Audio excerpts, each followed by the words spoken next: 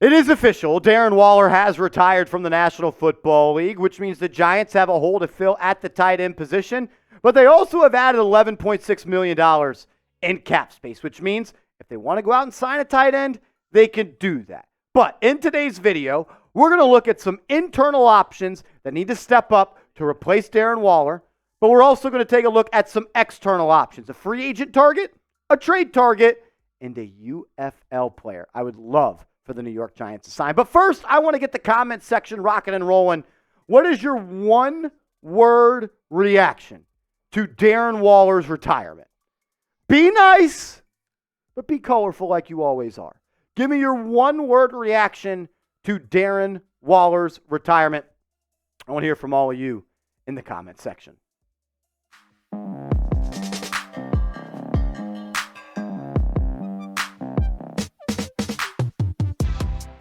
You're watching Giants Now by Chat Sports. I am your host, Marshall Green. Appreciate everybody for clicking on today's video as we break down some Darren Waller replacements. And the New York Giants, Joe Schoen, Brian Daboll, they have been operating as if Darren Waller was going to retire. They have been prepping for life without Waller really since free agency when they went out and they signed Chris Manhertz and they went out and they signed Jack Stoll. So they've already made moves as well as drafting Theo Johnson in the NFL draft. So they have been knowing this is going to happen, and they've been putting the bricks down brick by brick to try to build a foundation as Darren Waller is no longer a part of the fold. Let's start with two players that are already on this roster, and let's start with Daniel Bellinger, the third-year player. It's time. It's time for It's time for Daniel Bellinger to show that he could be a tight end one in this league. I'm not so sure that he can be. I want to be proven wrong. I want Daniel Bellinger to be that guy. Fast way for the Giants to get better is for them to have the good players already on this team. I see Bellinger more as a tight end too, though, in the NFL, and that's a compliment because he does a little bit of both. He can dip his foot into both pools. He can block, and he can also go out and be a receiving threat. He's got prototypical size, 6'5", 253 pounds, and he's produced already in his career. You look at both years side by side. Let's start with his rookie year, where he played just 12 games. He had that nasty face injury that caused him to miss time. He had 30 catches for 268 yards, just 8.9 yards per catch, so he wasn't really much of a downfield threat. We saw a lot of those naked boot actions with him kind of just shooting out into the flat on the backside of a play. He had 2 touchdowns, and he had a PFF blocking grade of 61.5. Second season with Waller in the fold, the numbers, they dipped down a little bit. 25 catches. Yards, in average, hovered around the same. The average went up. Tight end touchdowns did not have one this year. And his blocking went down a little bit. Overall, if the Giants don't want to miss a beat when it comes to Darren Waller, they're going to need Daniel Bellinger to step up. They just are. I want him to be a legit tight end. I want him to be a down in, down out threat at that position. I'm just not so sure that he can be. He has to prove it to me. I see him as a great tight end too. Not so sure if he's a starting down and down out player. Another internal option for the Giants is the mid-round pick Theo Johnson out of Penn State. I am all in on Theo Johnson. I've drinking my cup of Kool-Aid. I have refilled my cup of Kool-Aid, and I drank that cup of Kool-Aid when it came to Theo Johnson. I am excited, and I am really, really expecting him to be an immediate difference maker for the New York Giants. He was really good in college, and he's got prototypical size and prototypical elite, off the charts testing numbers. 6'6" and 1/8 inch, 259 pounds.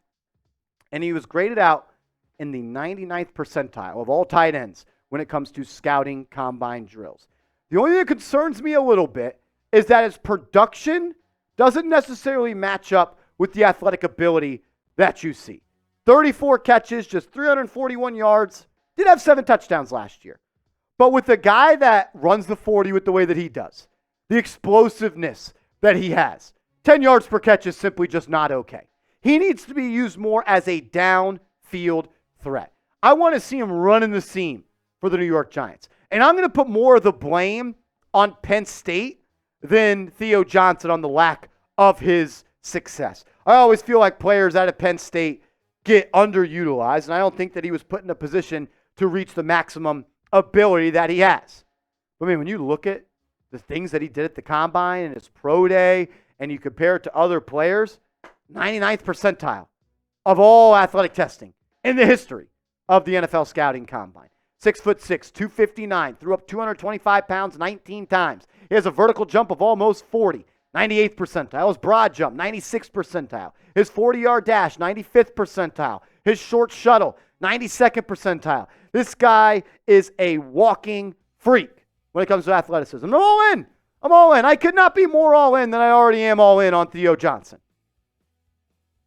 I'm also expecting for Brian Daboll and Mike Kafka to put him in a spot where he could be successful. That is something that I think that goes under the rug with coaching is, are you able to put your players in spots where they can be successful? I don't think they did that at Penn State with Johnson. I'm hoping that the Giants do that this year with him. Who do you think has more catches, though, of the top two tight ends on this roster? Will Theo Johnson have more catches, or will Daniel Bellinger have more catches this year? Type TJ for Theo Johnson, type DB for Daniel Bellinger. So you look at the tight end room now with Darren Waller officially out. I believe that Daniel Bellinger will be your starting tight end, at least for week one. Maybe it flips as the season goes on with Theo Johnson at tight end 2. Then you're looking at Jack Stoll and Chris Manhertz as your blocking tight ends. You also have Tyree Jackson, former quarterback, who has switched to tight end, and you still have Lawrence Cager. So maybe Cager and Jackson could be guys that help you kind of cushion the loss of the blow for Darren Waller, but I'm not really expecting that. I'm expecting Bellinger and Theo Johnson to do that. Coming up next, I've got a trade target, I've got a free agency target, and I've got a UFL standout star player that I think the Giants should at least pick up the phone and call and see if he wants to come play for this organization. But first, go to chatsports.com/neighbors. That's chatsports.com/neighbors and get your Malik Neighbors Giants jersey today. Go to chatsports.com/neighbors and use that promo code. Or no promo code, excuse me. It's just chatsports.com/neighbors. That link will be clickable in the comments and description of today's show. Let's start with the UFL target and former XFL standout player, former 4th-round pick of the 2019 NFL Draft, and that is Hakeem Butler. Shout out to Hakeem Butler. He actually went to my high school, so I do know him, and the growth I have seen from him as an athlete has been incredible. This was a guy that couldn't walk and chew bubblegum at the same time his freshman year in high school. And now he is showing that he is one of the most talented players in the UFL, and he's trying to make the NFL. He's 6'5", almost 6'6", 227 pounds. He's got an athletic background. He is a family member of the Harrison twins, if you know who they are. They went to they were Kentucky Wildcats.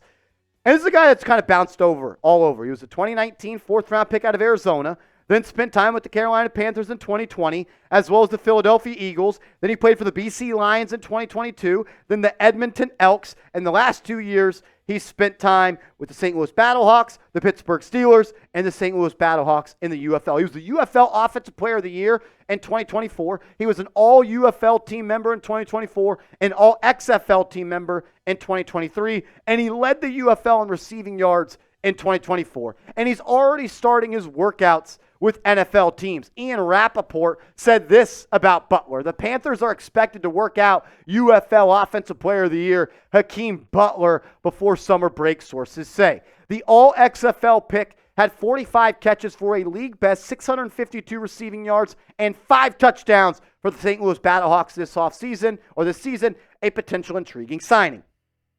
He is more of a receiver, but at 6'6", 230, he could do very similar things when it comes to X's and O's as Darren Waller. You look at the last 2 years in the XFL and the UFL. In 20 games played, he had 96 catches for north of 1,250 yards, 13 touchdowns, 13 yards per catch. The guy has produced. He at least deserves a call. I'd work him out immediately after the Carolina Panthers work him out. Will the Giants do it? I don't know. I think it'd be a good idea, and I think it could be worthwhile. A trade target for the New York Giants to potentially replace Darren Waller would be Greg Dulcich, the tight end out of UCLA that is entering his 3rd season in the National Football League. Dulcich was a mid-round pick by the Denver Broncos, and he is someone that has just not really been able to find his footing in the NFL. He's had some injury issues pop up throughout his career, and that's really why he hasn't been able to find his way. And it's upsetting because coming out of UCLA, where he put up some monster stats for the Bruins, there was a lot of hype for the Denver Broncos that he could be that guy. Just injuries have somewhat derailed his career. He's recovering from foot and hamstring injuries right now.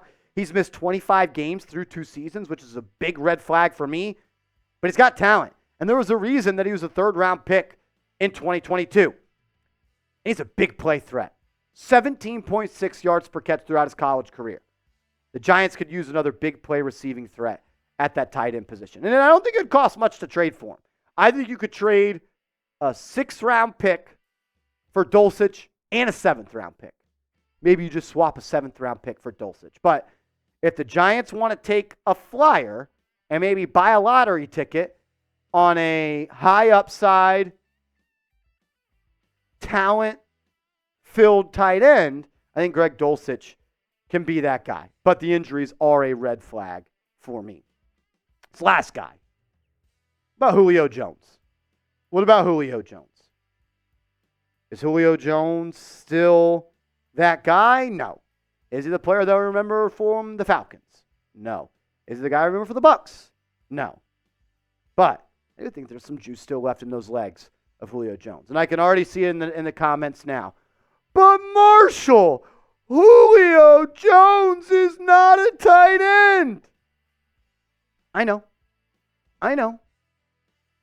Duh, he is a receiver. But, he pretty much played tight end for the Philadelphia Eagles last year. 53.1% of his snaps came in the slot.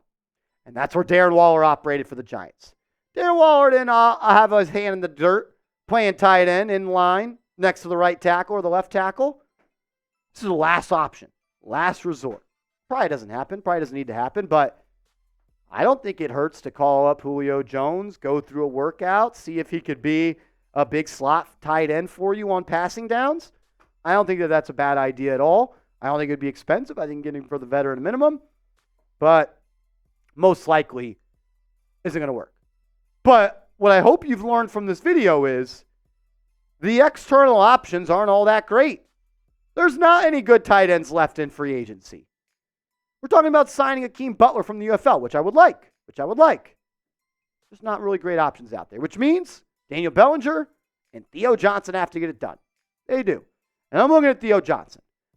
This time next year, I want to be singing the praises of Johnson and going back and saying, maybe he's the guy that slipped through the cracks in the NFL draft. And he's the guy that we look back and say, one of the best picks in this draft. That would be best case scenario. I want to ask this question again. Who do you think has more catches this year? When the season ends, who do you think has more catches? Is it Theo Johnson? Is it Daniel Bellinger? Type the initials of the tight end that you think is going to have more catches for Big Blue this season.